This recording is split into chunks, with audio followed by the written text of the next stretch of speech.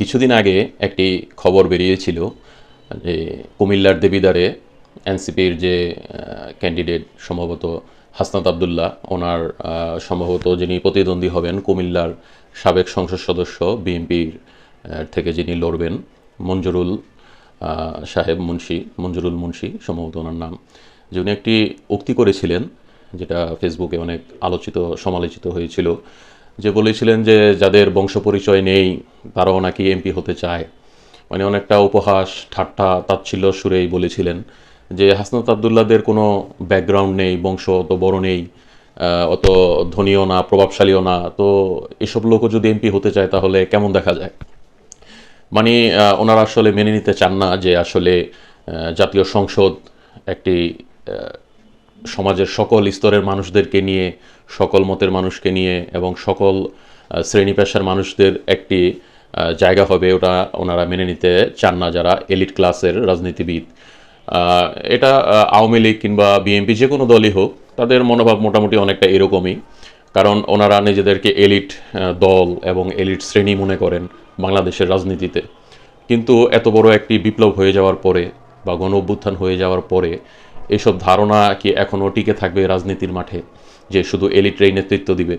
আসলে এলিটরা সমাজে কোনো পরিবর্তনের পক্ষেও নয়, এবং তারা পরিবর্তন আনার পক্ষে যে খুব গুরুত্বপূর্ণ ভূমিকা পালন করেছেন যুগে যুগে ইতিহাসে, এটাও খুব নজির নেই। কারণ মূলত পরিবর্তনগুলো হয় এই এলিটদের বিরুদ্ধে।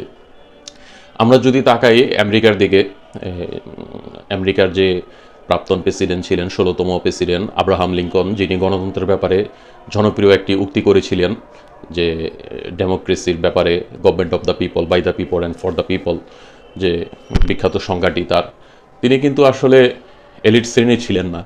তিনি মূলত জনপ্রিয় হয়েছেন দাস প্রথা বিলুপ্ত কে নিয়ে এবং তাদের নিয়ে আন্দোলন, তাদের অধিকার নিয়ে আন্দোলন করার কারণে।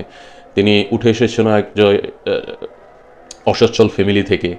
তো এ পর্যায় থেকে উঠে এসে তিনি আমেরিকার এত বড় নেতৃত্ব দিয়েছেন, রাষ্ট্রপতি হয়েছেন, এবং তার অনেক অবদান আছে আমেরিকার গণতন্ত্রে। তো তারা কিন্তু এলিট শ্রেণী ছিল না। তারপরে আমরা অন্যান্য দেশের ইতিহাসেও যদি তাকাই, দেখব যে সেখানকার রাজনীতিবিদরা কিন্তু যারা নাম করেছেন তারা কিন্তু কেউই এলিট ক্লাসের ছিল না।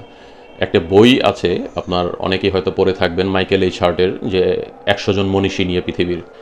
তো ওখানে যাদের এই জীবনী দেখবেন, যে অধিকাংশের জীবনীগুলি আমি পড়ে দেখেছি, তাদের বাবা কেউ ছিল মুচি, কেউ ছিল চামার, কেউ ছিল কৃষক, এসব লোকই বেশি যারা ওই বিখ্যাত মনীষীর ব্যাকগ্রাউন্ড, মানে যাদের তাদের পিতৃপরিচয়, পিতৃপেশা সম্বন্ধে আমি যা পড়েছি, তো বেশিরভাগই দেখেছি এই শ্রেণীর।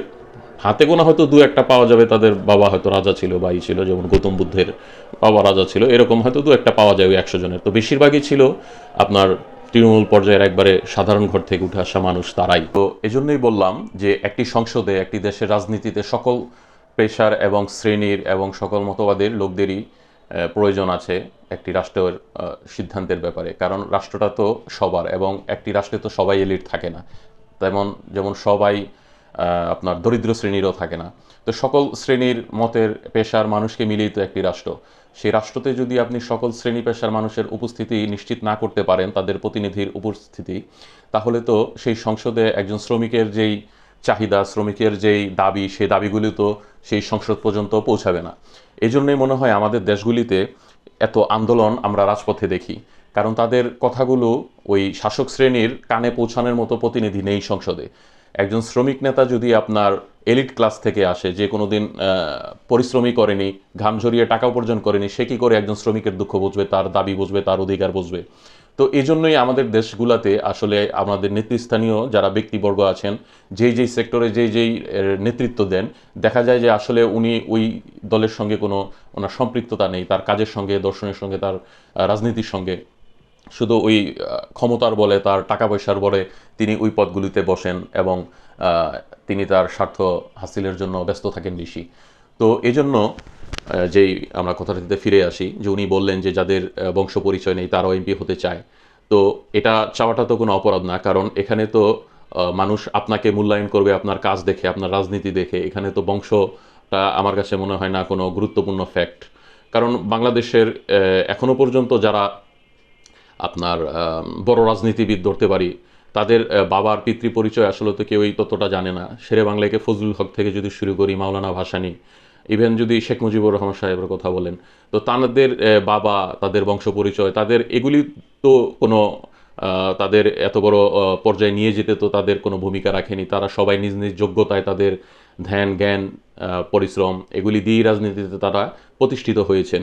যেমন ওই আসনের যে কথাটিও বললেন, যেই লোকটি মঞ্জুরুল্লাহ হাসান সাহেব মুন্সি, তো ওনাকেও তো সারা বাংলাদেশের, কেন কুমিল্লার বাহিরেও হয়তো ওনাকে কেউ চিনে না, হয়তো কুমিল্লার সব আসনে ওনাকে কেউ চিনে না, কিন্তু হাসনাত আবদুল্লার কথা দেখেন, ওনাকে সারা বাংলাদেশ চিনে। কি জন্য চিনে? তার বংশের জন্য না, তার চেহারা সুরত ভালো এজন্য। তাকে চেনে সবাই তার ত্যাগের জন্য, তার সাহসিকতার জন্য, তার রাজনীতির জন্য, এজন্যই তো তার পরিচিতি পেয়েছে। কিন্তু মঞ্জুর হাসান সাহেবের 100 বছর রাজনীতি করেও উনি সারা বাংলাদেশে পরিচিত হতে পারবেন না। তো এরকম চিপ মেন্টালিটির মন মানসিকতার লোক যদি রাজনীতিতে থাকে, তাহলে এদেশের রাজনীতিতে কোনো পরিবর্তন আসবে না। পুরানো রাজনীতির ধাঁচেই এদেশের রাজনীতি চলবে, আর যেমনটা হচ্ছে তেমনই চলবে। তো এই জন্য পরিবর্তনের জন্য হলেও আপনার এরকম লোকদেরই নির্বাচিত করা উচিত, যারা সমাজের সমস্ত মানুষের সঙ্গে মিশে এবং সমাজের জাত শ্রেণী এগুলির ঊর্ধ্বে উঠে মানুষের কাছে গ্রহণযোগ্যতা পায়। এরকম লোকদেরই নির্বাচিত করা উচিত আমাদের।